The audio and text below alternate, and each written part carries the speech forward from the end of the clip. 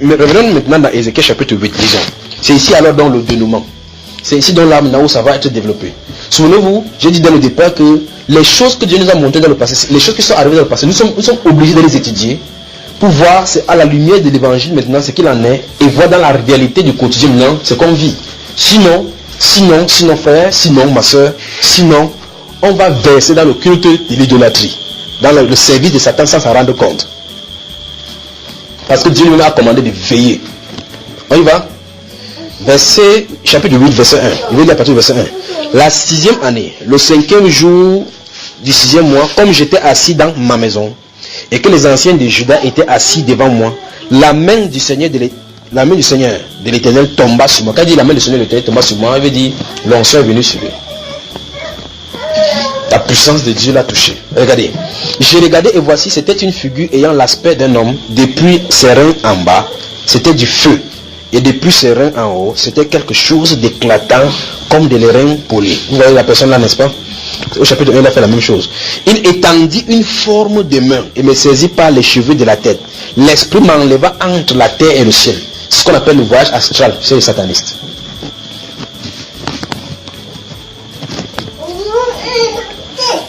Yes, courage. Il dit, dans la gloire de Dieu qui était là-bas, une main est sortie, ça a attrapé sur les cheveux. Ça l'a sorti de son corps. L'homme est sorti du corps physique. Souvenez-vous, il est resté tranquille, c'est venu. Il n'a pas provoqué ça par quelque incantation que ce soit, comme la religion des scientologies ou bien les sciences occultes de Rose-Croix, d'or, d'amour et toutes les autres obédiences franc-maçonniques disent qu'il par les méditations, les transméditations personnelles, on peut élever son esprit. La séduction de New Age. Il est resté tranquille, il ne pensait pas à quoi que ce soit. C'est Dieu qui a décidé de l'enlever parce qu'il avait un but pour lequel il enlève.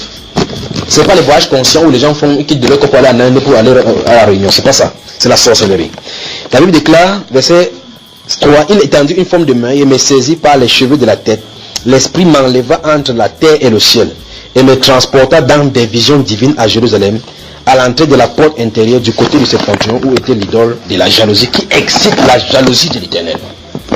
Remarquez très bien, il était à côté du fleuve Kébar, si vous lisez le chapitre 1. Là, il est dans sa maison, il n'est pas à Jérusalem. Dieu le transporte d'abord que regarde en tant que prophète. Regarde toi, tu intercèdes chaque fois parce que Ézéchiel était toujours dans l'intercession. Il dit que je vais te montrer ce qui se passe. Tu as été dans Ézéchiel là. Il dit je vais te montrer ce qui se passe. Remarquez très bien, vous allez voir la réaction du prophète ici. Chaque fois vous allez voir sa réaction. Dieu l'enlève en vision. Pourquoi Dieu est obligé de passer dans la vision? Dans ce cas-ci. Supposons, nous sommes assis ici dans cette assemblée là maintenant. On a dit la Bible. Les actions secrètes, il faut que ça soit révélé. Les actions secrètes, il faut que ça soit révélé. C'est pour ça qu'il faut faire attention. Quand nous servons le Dieu Esprit qui révèle les choses, nos vies doivent être conséquentes. Vous comprenez ce que cela dit, n'est-ce pas? La façon de vivre à l'extérieur avant de venir au milieu du peuple. Vous savez, tant de regarder tout à l'heure, pendant un temps, j'ai eu un moment d'interruption. J'étais en train de regarder, il y a une qui était ici, elle est tombée enceinte. Elle s'est retirée, elle dit, ah, c'est quoi? Donc, nos vies doivent être conséquentes. Nos vies doivent être conséquentes, c'est-à-dire notre façon d'agir. Nous sommes là, on a la Bible devant nous, nous suivons l'Éternel, nous attendons l'enlèvement. Nous n'attendons pas l'enlèvement ici à l'intérieur, parce que ça peut venir quand nous ne sommes pas ici. Alors il faut que ce que nous vivons à l'extérieur soit conforme à la parole de Dieu. Ézéchiel a été amené en vision pour voir la face voilée, la face cachée de ce que les gens qui disent qu'ils rendent culte à Dieu font. Alors, là, il peut les voir en vision et il ne le voit pas. Mais quand ils vont venir avec les touches. Le Seigneur soit avec vous. Vous dites, oh, le Père là, le Père tel, oh, le Père aimé Marion. Et avec votre esprit. En latin, ils font la messe, ils invoquent Satan. Ils disent, Lucifer, tu es le Dieu qui ne peut pas perdre. Jésus-Christ est ton fils. Les gens disent Amen. Ne vous inquiétez pas, je vais vous mettre ça, vous allez suivre. C'est au Vatican que ça se passe, en pleine messe. Le prêtre se met en frère, il dit en latin, clairement que Lucifer est le Dieu qui ne peut pas perdre. Toi qui étais tombé du ciel. Que Christ est ton fils éternel. Les gens disent Amen, tout le monde entier. Je vais vous mettre ça, vous allez voir. Mais c'est terrible. Alors il faut que Dieu envoie dans les visions Quand on dit aux gens chaque fois, vous dites, non, moi je connais 3 églises, catholiques, protestants et les musulmans même. Vous ne savez pas où vous venez. Le diable a déjà séduit la tête des gens. Ok, alors, avançons ici. Merci Père. Verset 4, et voici la gloire de Dieu, du Dieu d'Israël était là, tel que je l'avais vu en vision dans la vallée. Il me dit, fils de l'homme, lève les yeux du côté du septentrion. J'ai levé les yeux du côté du septentrion, et voici, cette idole de la jalousie était au septentrion de la porte de l'autel à l'entrée. Remarquez très bien, Dieu est en train de nous montrer à Ézéchiel, ici du côté du septentrion. Bien aimé, écoutez bien attentivement là maintenant. C'est terrible. Voici ce qui se passe. Si vous lisez dans 1 Corinthiens chapitre 10 où Dieu parle, où l'apôtre Paul parle de, nous disons que l'idole est quelque chose, ou quoi la viande sacrifiée est quelque chose, ou bien qu'il n'y a pas d'idole dans le monde. Là, à Jérusalem, tout à l'heure nous avons lu dans 2 Rois chapitre 23 où il y avait les idoles différentes dont on a cassé là, n'est-ce pas? C'est que, remarquez très bien que les visions, il a les visions lorsqu'il est sorti en esprit. Et je veux que vous me saisissiez bien là maintenant. C'est quand Dieu l'enlève en esprit, par exemple, quand vous dormez, vous commencez à voir, comme vous êtes à tel endroit, je suis allé en Amérique, j'ai vu telle personne là. Ce n'est pas c'est pas votre chèque à voyager, c'est l'esprit là. Alors, quand Dieu l'amène en vision, il se tourne du côté du nord, le septentrion. Il regarde là, il voit l'idole de la jalousie. Dieu l'amène en esprit pour qu'il voit en réalité la personne que physiquement les gens s'y adorent derrière les idoles charnelles. Comprenez cela, ce que je suis en train de dire là. C'est-à-dire que, voici le temple, on a mis une idole ici, dans le temple, que les gens viennent prier à côté. Celui-là, Dieu l'enlève en esprit, pour qu'il voie la personne qui se cache derrière cette idole-là. L'idole de la jalousie. C'est-à-dire que dans le temple physique, il y a une image. Dieu montre spirituellement le Dieu que ceux-ci sont desservis en regardant l'image. Et le Dieu, c'est le Dieu là, c'est ce démon-là qui est du côté de septentrion. Remarquez très bien que certaines personnes se prosternent, qui sont n'importe où, se prosternent du côté de l'Orient, vers le soleil levant. Ces personnes vers le soleil, alors que Dieu a dit clairement, on ne doit pas se prosterner. C'est vrai, n'est-ce pas? Dans le carrefour, il met des nattes, se prosterne surtout là-bas, dans la direction là. Ok, regardez.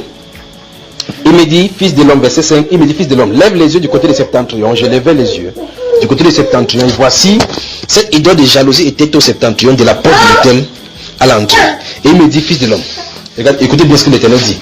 Vois-tu ce qu'ils font, les grandes abominations que commet ici la maison d'Israël, pour que je m'éloigne de mon sanctuaire, mais tu verras encore d'autres grandes abominations. Donc il dit que, regarde, comme tu es en train de crier là, regarde ce qu'ils font ici. Regarde toi-même les grandes abominations qu'ils font ici pour que je m'éloigne de mon sanctuaire.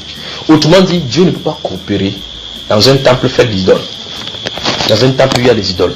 Souvenez-vous, le temple maintenant représente le chrétien personnellement.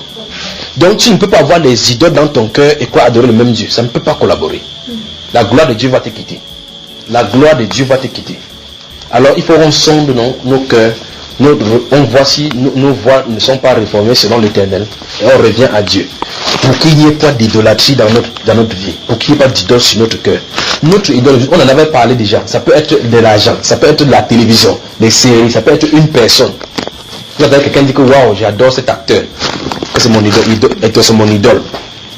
Il dit clairement, ça sort de sa bouche. Tu dis que tu aimes le fruit de la mangue. Il dit que j'adore. Donc la mangue est devenue un dieu maintenant. Le mot adorer doit être employé comme l'Éternel Dieu des armées. Vous voyez.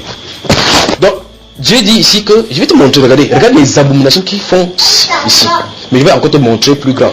Dieu veut dire qu'il souffre dans son cœur, parce que les gens croient le servir, alors qu'ils ne le servent pas. Et remarquez qu'il parle comme ça à Israël, ceux qui connaissent le vrai Dieu. Commençons verset 7.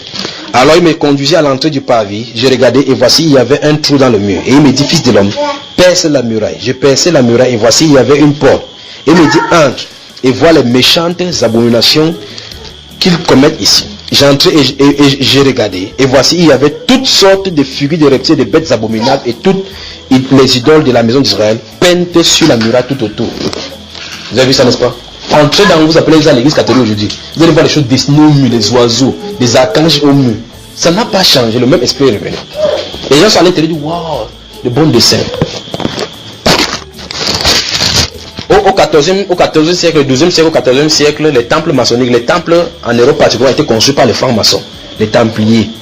C'est ça qu'on a ligué à l'église catholique. Remarquez très bien, vous allez voir l'œil qui voit tout dans ces temples-là. C'est là où on adore le Dieu qu'ils appellent Jéhovah. Ils croient que c'est le Dieu de la Bible. Et les gens sont derrière, des milliers, des millions de personnes sont derrière. Regardez dimanche, regardez seulement, allez à la place où vous appelez Saint-Pierre. Comment les personnes sont là-bas, d'autres sont avec la photo. Les femmes sont en culotte, en mini jupe. Et puis, le pape, jusqu'à ce que les larmes coulent. Ils adorent un être humain de témoin qui est derrière. Continue verset 11. 60, il a vu les idoles, tout genre de reptiles et des animaux peints sur le mur. Et on continue verset 11 en disant 70 hommes, des anciens de la maison d'Israël. Les anciens sont les conseillers du peuple. Vous savez, le chapitre 11, on a lu aujourd'hui, que voilà, les méchants ont pris dans des mauvais conseils à son peuple. Il veut dire, voici les gens qui sont censés conduire le peuple, c'est eux qui le conduisent dans l'idolâtrie. C'est eux qui le conduisent à me désobéir. Vous saisissez? Verset 11. 70 hommes des anciens de la maison d'Israël, au milieu desquels était Jazania, fils de Shaphan, s'éteignaient devant 16 idoles, chacun quoi en la main? L'encensoir, et il s'élevait une épaisse nuée d'encens. Mais si vous voyez n'importe qui fait comme ça, il commence à servir Dieu, ils ont des trucs comme ballon comme ça, la fumée sort. Sachez clairement là-bas que ce sont des satanistes. La même chose qu'on faisait. Voilà ça qu'on fait aujourd'hui. Pourquoi si on ne prend ça depuis? Vous voyez que même aujourd'hui ça se passe encore au milieu de nous, pas vrai? Remarquez, il y a deux choses qu'on a citées là-bas. On a dit que ce sont des gens qui sont en groupe. 1. Des personnes là, ces personnes là, ce sont les conducteurs du peuple. 2. Là où ils sont en train de faire ça, il y a des représentations des oiseaux et autres sur le mur. 3, c'est pas ça? 4, ils ont les encensoirs sur la main où ils font sortir des fumées. Vous voyez là où on a indiqué là, n'est-ce pas? Et ça se place en plein jour. Ceux-ci au moins se faisaient dans les ténèbres. Maintenant on fait ça en plein jour en mettant l'habit blanc. Vous croyez qu'on... Ok, avançons. On montre ça en direct à la télévision le jour du Seigneur. Maintenant on avance. Et il me dit, fils de l'homme, vois-tu ce que font dans les ténèbres les anciens de la maison d'Israël, chacun dans sa chambre pleine de figures. Vous voyez frère? Car ils disent, l'Éternel ne nous voit pas, l'Éternel nous a abandonné le pays. Donc notre Dieu là où il est où depuis Dieu ne parle. Si Dieu était existé, il devait parler au ciel. Il devait parler au ciel. Dieu ne voit pas. Pourtant Dieu tarde comme ça pour que les gens se répandent, réforment les voies et reviennent à lui. Si vous avez des gens dans la famille qui sont dans le catholicisme, pleurez pour leurs âmes parce qu'ils sont en pleine colère de l'Éternel. On va voir ça. Regardez. Le catholicisme, c'est le siège de la magie de toutes ses formes. Magie rouge, magie blanche, magie noire. Autrement dit, c'est le dépôt et le support du diable en personne sur la terre, l'Église catholique. Parce que c'est de là que l'Antichrist viendra. Avançons ici, on va revenir quand on va parler de l'Antichrist. Et il me dit, tu verras encore d'autres grandes abominations qu'ils commettent. Donc Dieu dit que jusque là, c'est même pas encore le niveau. Et il me conduisit à l'entrée de la porte de la maison de l'Éternel, du côté du septentrion. Et voici, il y avait là, maintenant, regardez, des femmes assises qui pleuraient Tammuz, Marie. Donc on appelle ça aujourd'hui dans la moderne, le groupe des servantes de Jésus, la mère de Marie, mère de Jésus. Il y a des noms à cela. Les saintes servantes de ceci, les noms servantes de cœur de Marie. Et pleurait Marie. Tammuz, si vous voulez. L'Église catholique savait très bien que s'ils mettent là-bas que les servantes de Tammuz vont dire que quoi? Vous savez, là-bas ils appellent ça reine du ciel, n'est-ce pas? Alors mettez le doigt ici, rentrez dans le livre qui est avant là. Le livre qui est avant. Le livre qui est avant. Pas Lamentation, avant, après ce livre-là, chapitre 7.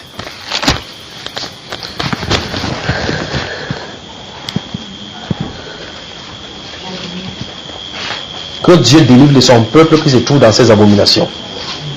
Que Dieu délivre son peuple qui se trouve. Donc, si vous vous retrouvez ici, si vous écoutez ceci, et que vous êtes dans ces rituels-là, sachez que vous êtes hors de la norme biblique.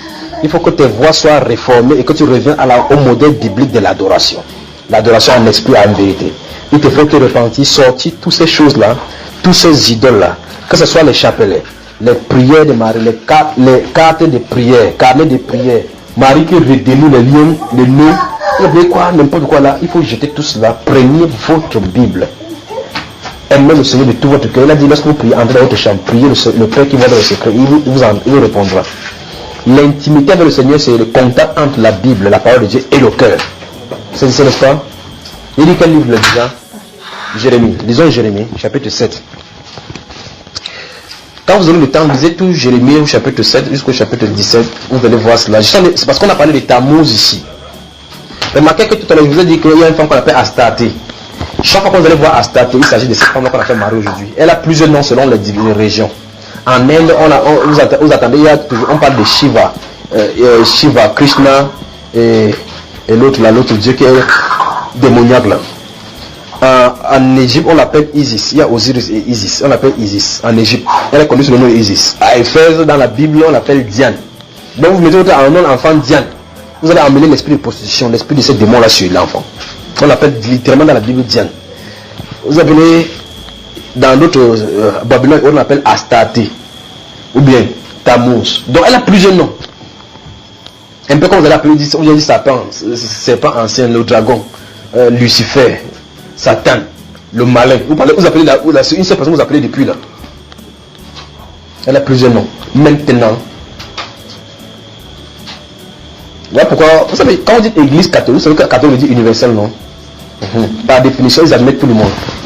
Donc le bouddhiste, il trouve son compte avec le chapelet. Les Américains, ils trouvent leur compte avec le culte des morts. Les musulmans, ils trouvent leur compte avec la prostitution, avec les idoles. Les bouddhistes, ils trouvent leur compte avec les idoles de la femme. Les orientaux, là, les gens de Shiva et autres, là, en Inde, trouvent leur compte avec les femmes. Ils sont tous là. Le siège des abominations de la terre. Voilà pourquoi ils vont se réunir. Les bouddhistes vont venir là-bas prier. On dit qu'on prie pour la paix. Les bouddhistes vont venir prier. Les chamans vont venir prier. Les dieux ancestraux vont venir prier. C'est grave. Qu'est-ce que vous faites?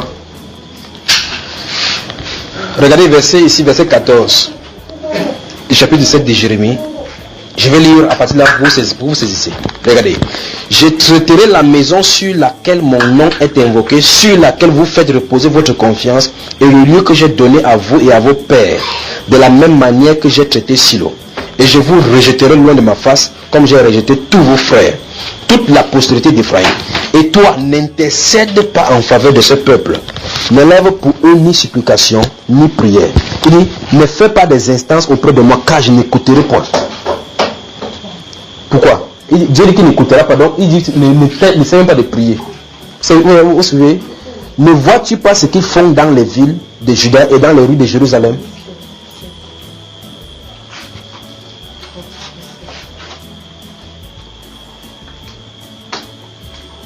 On y va, tu as trouvé Jérémie chapitre 7, je suis au verset 16 là maintenant.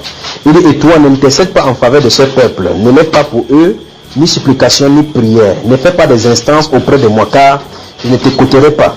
Il dit, ne vois-tu pas ce qu'ils font dans les villes de Juda et dans les rues de Jérusalem? Remarquez très bien que la même chose que Dieu vient de reprocher à Jérusalem ici, du temps du prophète Jérémie, c'est la même chose qu'il reproche au temps du temps du prophète Ézéchiel. Et ce sont les gens qui sont très proches, les époques sont très proches. Ainsi, c'est au moment du début du règne de Joachim où Jérémie prophétisait. Plongé dans les années de Joachim toujours, où Ézéchiel a prophétisé. Regardez, voici ce qu'il va dire. Verset 18. Les enfants ramassent du bois, les pères allument le feu, et les femmes prétisent la pâte pour préparer le gâteau à qui? À la reine du ciel. Là, voilà. Vous savez, vous prenez votre compédium de l'église catholique, vous allez voir, il y a un cantique là-bas, on chante à la Regina Thierry. Le cantique à la reine du ciel. On dit, ô reine du ciel, toi qui as fait ceci, gloire soit à toi. Ainsi de suite, ainsi de suite. Vous savez, c'est ce cantique-là. La reine du ciel. La Bible parle que c'est un démon. Voilà ça qui est écrit dans la Bible. Donc les gens avec ce rapport-là, on dit que les enfants ramassaient du bois. Regardez bien. On dit que les enfants ramassent du bois. Les pères allument le feu et les femmes pétrissent la pâte pour préparer. Pourquoi Dieu parle de les enfants, de la femme et autres? Parce que tous étaient dans ce culte-là. Ça dit quand Dieu va frapper l'enfant qui allait ramasser le bois. Il va frapper le monsieur qui a allumé le feu. La femme qui a fait le gâteau pour la reine du ciel. Regardez. Il dit, et les femmes pétrissent la pâte pour préparer des gâteaux à la reine du ciel et pour faire des libations à d'autres dieux afin de mériter. Donc Dieu dit clairement que surtout toute personne chante le cantique de Regina Cieli, adore Marie, chante le cantique à Marie, et on a une forme ça pour l'irriter. Maintenant, quelle est la plus grande religion sur la terre maintenant? Dites, répondez-moi. Allez-y, vous dormez. Quelle est la plus grande religion? Le plus grand nombre se trouve à l'intérieur d'où? Vous voyez? Mais regarde ce qu'ils font. Et comme Dieu a fait comme ça, il les a traités. Dieu a montré comme ça l'exemple de chaque fois, chaque étape, chaque année et chaque millénaire où les gens vont adorer ce même démon, il va les traiter de la même façon. Vous saisissez? Donc, souvenez-vous, ne vous trompez pas. Ces démons se trouvent dans la région catholique aujourd'hui sous le nom de Marie. Ce n'est pas Marie, mère de Jésus-Christ, notre Seigneur, notre Sauveur. Ce n'est pas d'elle. C'est un démon là qui est en train de prendre la place de Jésus. Remarquez très bien, c'est elle. Regardez, si le prophète Jérémie, maintenant, ces démons, je vous montre maintenant quelque chose. Regardez bien la similitude. Lisez la prophétie de Jérémie depuis le chapitre 1 jusqu'au dernier chapitre. On n'a jamais cru à ces prophéties. Même quand bien même les gens vont venir, il a dit Nebuchadnezzar va venir, il va prendre. Les autres ont prophétisé que non, il ne peut pas venir. Ils ont venu, ils ont tapé. Les autres qui étaient sur place ne sont pas repentis, mais il avait dit qu'on devait venir prendre la ville. Pourquoi? Parce que Astarte, la reine du ciel, c'est un démon d'incrédulité. Il donne l'incrédulité parce qu'il détourne totalement le cœur des gens vers lui. Ce démon-là, c'est Marie. Voilà pourquoi vous allez beau parler à un catholique n'importe comment, il dit que non, Marie, c'est la mère de Jésus. Jésus a dit à la croix que femme, voici ton fils, fils, voici ta mère. Vous dites quoi? Il dit comme ça que voilà la mère de l'église. Jésus a dit ça là-bas. Que non, nous prions Marie parce que à la transformation du vin de Canaan, il a dit que quand le vin est fini, on a demandé à Marie, elle a dit que le vin est fini à Jésus. Donc, par conséquent, tout ce que Marie demande à Jésus, Jésus va faire. Donc, comme Jésus a dit que tout ce que vous demanderez en mon nom, je le ferai, ils ont dit que non, Jésus est trop méchant, il faut aller directement vers lui. Raccourci chez sa mère. Parce que sa mère parle, sa mère veut le convaincre au ciel. Dis à ton voisin qu'il n'y a pas de négociation au ciel. Au ciel, il y a un seul trône. C'est le Dieu Tout-Puissant qui est assis. Il n'y a pas de femme là-bas. Il n'y a pas de Marie consolatrice. Marie co-rédemptrice, co-avocate, co-ressuscité, co-élevé dans la gloire, co-laissé à l'église. Voilà, il n'y a pas ça dans la Bible, il n'y a pas ça dans la pensée de Dieu. C'est cette même démon-ci, c'est une démon féminin. Les pentecôtistes l'adorent sous le nom de Shekinah. Quand vous attendez Sheki, c'est elle qu'on chante comme ça. On va revenir sur ça, sur cette femme-là particulièrement. Elle a transcendé les époques. Dans la Bible, vous la voyez. C'était la femme de c'était la femme de Nimrod, qu'on voit dans Genèse chapitre 11. C'est grave.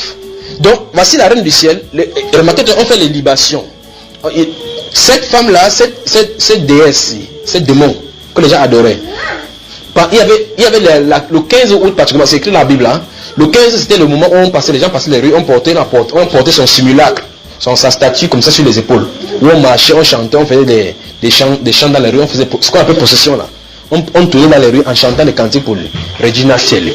Aujourd'hui, on a maintenant que c'est l'enfant, la mère de Jésus. On fait la même chose aujourd'hui, pour servir le même démon. On entend dans Ézéchiel.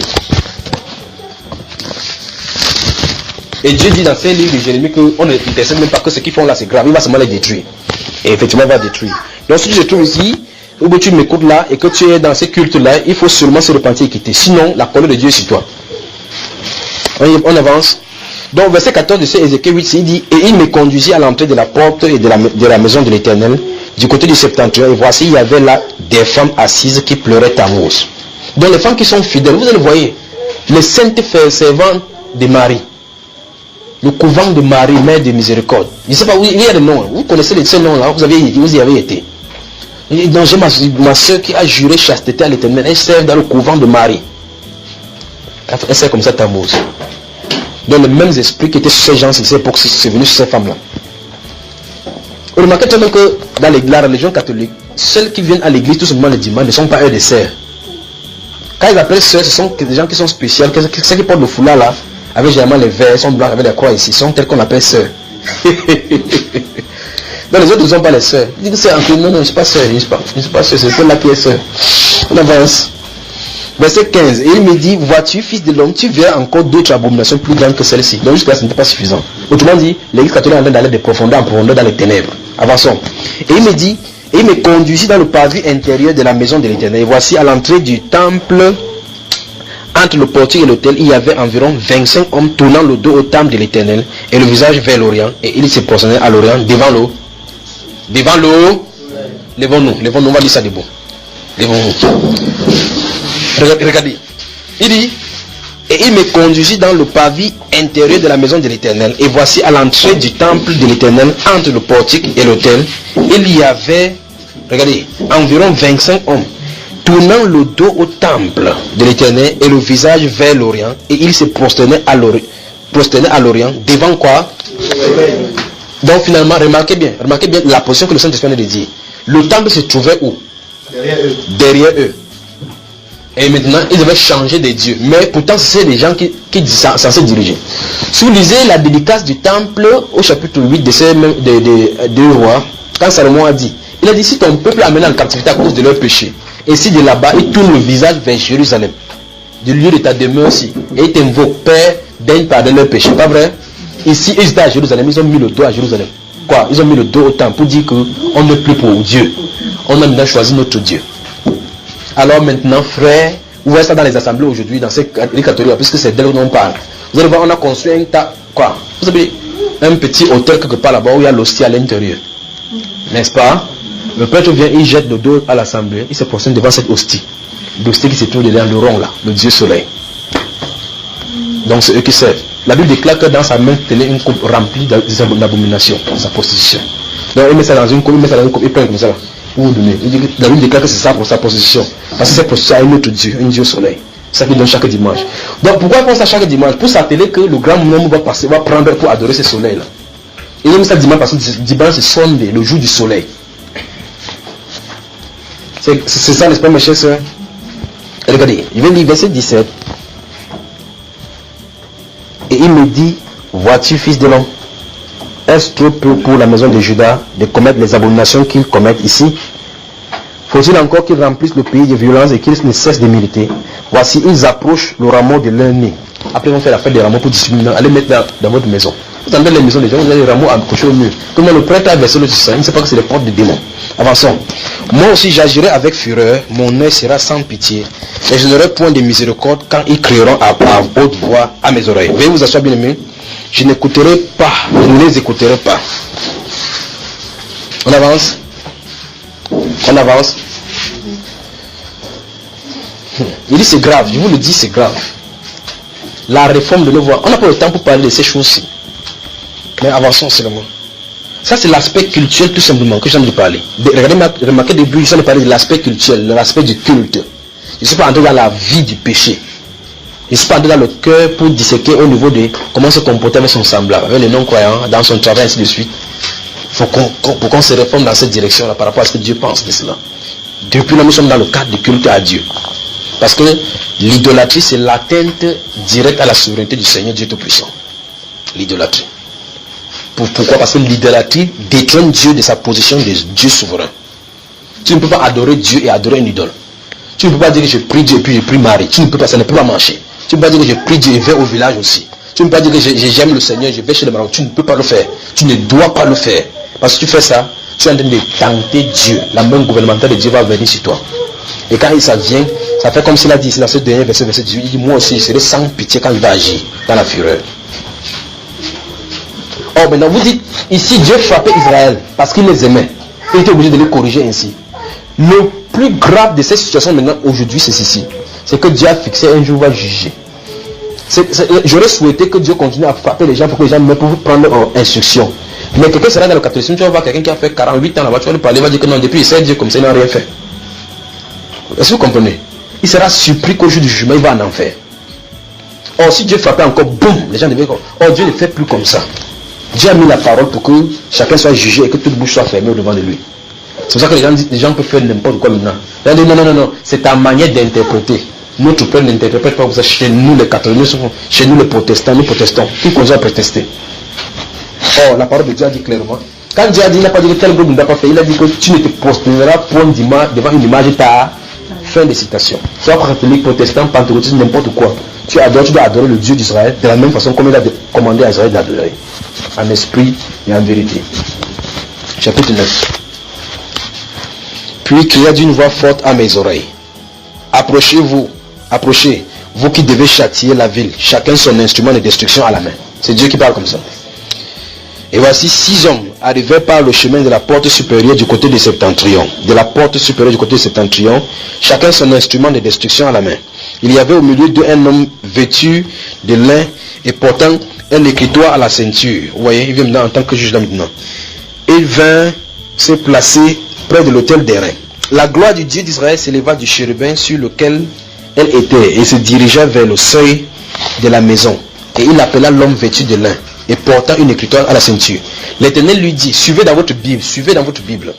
L'Éternel lui dit, passe au milieu de la ville, au milieu de Jérusalem, et fais une marque sur le front des hommes qui soupirent et qui gémissent à cause de toutes les abominations qui s'y commettent. Je vais d'abord m'arrêter là. Voici ce que Dieu nous révèle déjà dans ces écritures. Dieu veut dire, quand il veut frapper un endroit par le jugement, il connaît ses enfants, il les distingue au milieu. Regardez. Ça veut dire qu'au milieu de ces abominations à Jérusalem, il y avait des gens qui savaient que le culte que les gens faisaient n'était pas le culte de Dieu. Ils s'étaient retirés. Mais c'est le petit nombre. Ils s'étaient retirés, ils soupiraient dans leur cœur, parce que quand ils voyaient ça, ça les choquait le cœur. Alors si le jugement de Dieu venait, je remarquais très bien que Ézéchiel a de voir ça en esprit. Spirituellement, Dieu veut leur mettre une marque que ceci, le jugement ne peut pas le faire. Alors, quand ça avait frappé, peut-être tu étais à la maison, quand il y a un tsunami par exemple, ça avait frappé, là, à cette heure-là, tu sortis pas quelque part. Et Dieu croit que c'est toi qui es sorti. Tu entends que je suis sorti, à ramasser les enfants. Oh Dieu, pourquoi tu as tué mon enfant? Dieu dit que c'est pas croyable. C'est pas croyable. Ces gens, c'est comment il veut faire avec eux. Je l'ai sorti de là parce qu'il c'est mon serviteur. Son enfant, c'est une doigt. Il coupe le bois pour donner à l'autre pour voir le gâteau à la du ciel. Donc c'est pour ça qu'il est traité. Donc, Dieu montre ici que, quel que soit le cas, il ne peut pas juger ses enfants, ceux qui le suivent de tout leur cœur, avec le monde de la même façon. Quand le jugement veut frapper sur ces gens-là, il va te préserver. Il dit donc à celui qui avait cette écriture sur la ceinture, qui était habillé en lin, il dit, passe d'abord dans la ville, tu mets les marques.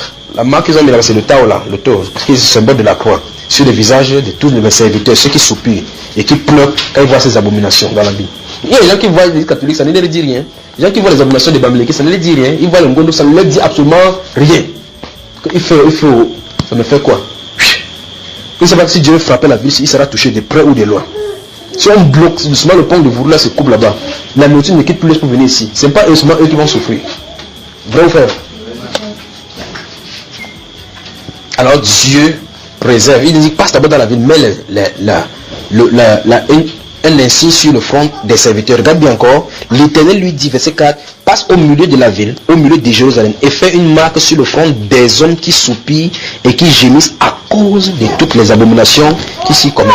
Donc quand les abominations se faisaient comme ça, là, il y a des gens qui étaient là à l'intérieur qui ne comprenaient rien. Mais d'autres personnes étaient là en personne, ils disaient, ouais Seigneur, c'est jusqu'à quand que ces choses se changent. D'autres étaient là pour prêcher, pour qu'on arrête ces choses. On peut pouvoir les entendre parce que les gens qui sont les grands du pays, c'est eux qui sont assis à l'intérieur. C'est plutôt eux qu'on les écoute. Amen. Maintenant, verset 5. Et à mes oreilles, il dit aux autres, passez après lui dans la ville et frappez, que votre heure soit sans pitié. Et n'ayez point de miséricorde. Tuez, détruisez les vieillards, les jeunes hommes, les vierges, les enfants et les femmes. Mais n'approchez pas de quiconque aura sur lui la marque. Et commencez par mon sanctuaire. Amen. Regardez, Dieu dit que on commence à frapper par son sanctuaire. Dans le livre de 1 Pierre chapitre 4, verset 17 à 18, la Bible déclare, car c'est l'heure, le moment où le jugement commencera par la maison du Seigneur. Vous savez ça, n'est-ce pas? Remarquez très bien que depuis, ça n'est pas de la réforme du voix dans la façon culturelle, la façon de culte. Donc, il faut qu'on regarde dans le culte, la façon que nous rendons culte, regardons si nous ne sommes pas idolâtres, si nous ne sommes pas en train de glisser dans l'idolâtrie comme Israël a glissé. Dieu dit à ces anges-là qu'on aura mis les marques dans les serviteurs. Remarquez bien, on parlait de culte à Jérusalem. Il y avait parmi ces cultes ceux qui sont glissés dans l'idolâtrie de façon consciente et inconsciente. Il y avait la grande masse suivait les conducteurs. Les conducteurs, eux, ils savaient qu'ils servaient Satan. Parce qu'ils tous sont tournés pour adorer Satan. C'est vrai ou c'est pas faux? Ok. Maintenant, la grande masse qui vient suivre le culte là-bas, suivent ça parce que c'est le conducteur. Ils s'en foutent, ils ne veulent pas étudier pour savoir si ce qu'eux ils disent c'est vrai ou pas. C'est la même chose aujourd'hui. Maintenant, au milieu de ces peuples-là, s'est trouvé un petit nombre qui priait l'Éternel et était irrité contre ces abominations et ces idolâtries qui se faisaient là-bas. Maintenant, Dieu dit, pour frapper le pays, commence par le sanctuaire. Et 1 Pierre chapitre 4, verset 17 à 18 dit, c'est l'heure, le moment où le jugement va commencer par la maison de l'Éternel. Et il dit, dans ce même verset, il dit que, et si c'est pas nous que ça va, le jugement commence. Or, il vient de dire là que la maison de Dieu, c'est nous. Il dit, et si c'est pas nous que ça commence, quelle sera la fin de ceux qui n'obéissent pas à l'évangile? Autrement dit, jusque là dans le Nouveau Testament, Dieu veut dire qu'au milieu de son peuple se trouvent des faussaires.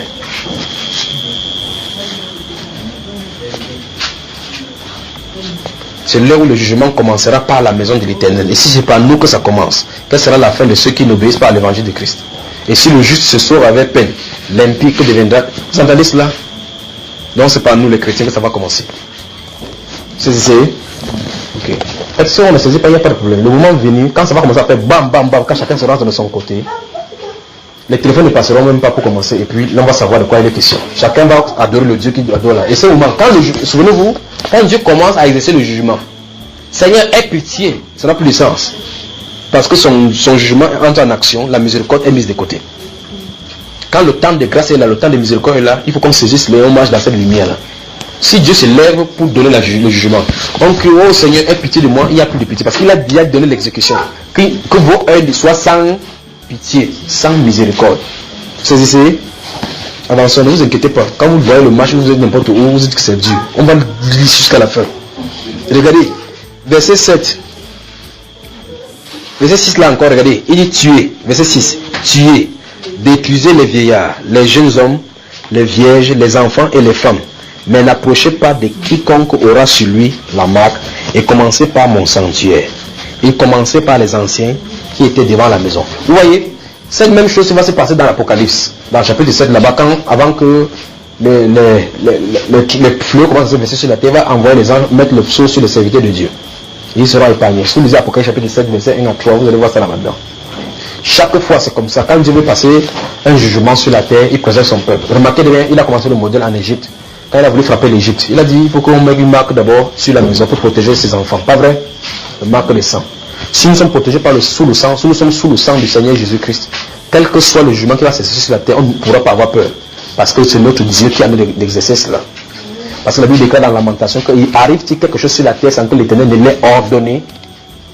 Donc le problème c'est tout simplement, c'est est-ce que nous sommes conformes oui ou non à lui. D'accord? Que le Seigneur vous bénisse. Avançons ici.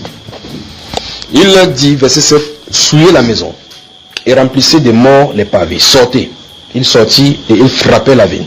Comme il frappait et que j'ai resté encore, j'ai tombé sur ma face et je m'écris, ah Seigneur éternel, détruira tout ce qui reste d'Israël en répandant la fureur sur Jérusalem. Parce que Ézéchiel remarquait tellement que beaucoup de cadavres tombaient. C'est un petit homme seulement qui est sauvé. Et c'est le modèle. Beaucoup de grands, vous avez dit tout à l'heure que la plus grande des religions qui contient beaucoup de masse, c'est l'Église catholique. Et remarquez très bien que si Dieu vient là maintenant pour frapper, vous imaginez combien de cadavres il y en a, il n'y aura pas une seule famille qui n'aura pas de mort. S'il finit de frapper là-bas, vous allez tourner maintenant vers les musulmans qui prient la lune. Des continents vont disparaître, pas vrai? Mais Dieu a fixé un jour, il va juger les hommes par l'homme qu'on appelle Jésus-Christ. C'est les gens qui lui donnent la preuve.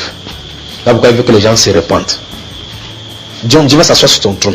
Les gens seront surpris. Non, Mohamed a dit qu'il faut qu'on confesse Allah. Et on dit que Mohamed est son serviteur. Il dit que la Bible est la vérité. Non, je croyais que mon prêtre avait dit qu'il y avait le purgatoire. Ma Bible avait dit le contraire. Non, notre père avait dit qu'avant que l'évangile ne vienne, il servait le vrai Dieu. Ceci, je serai au conseil de mon père, comme tu as dit. La Bible dit le contraire. La Bible déclare dans Romains chapitre 3, verset 4, afin qu'il soit jugé, reconnu juste lorsqu'il est dans son jugement, et que toute bouche soit fermée devant lui. Il dit que tout homme soit reconnu menteur, et la parole de Dieu seule pour vrai.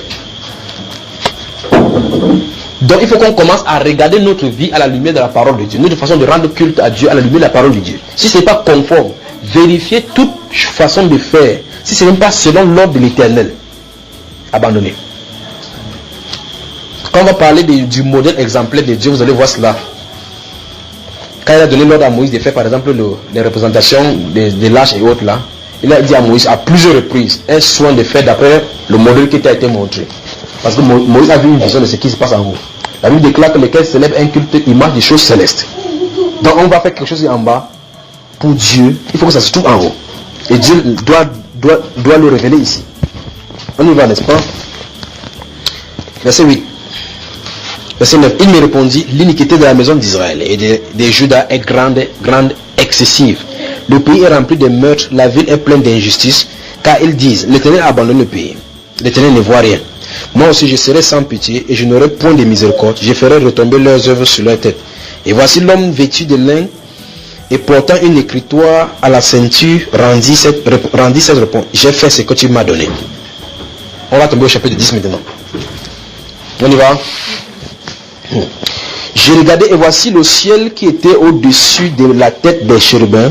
Il y avait comme une pierre de saphir. On voyait au-dessus d'eux quelque chose de semblable à une forme de trône. Et l'Éternel dit à l'homme vêtu de lin, va entre les roues sous les chérubins, remplis tes mains de charbon d'ardent que tu prendras entre les chérubins et répands-les sur la ville. Et il y alla devant mes yeux. Les chérubins étaient à la droite de la maison quand l'homme alla. Et la nuée remplit le pavé intérieur.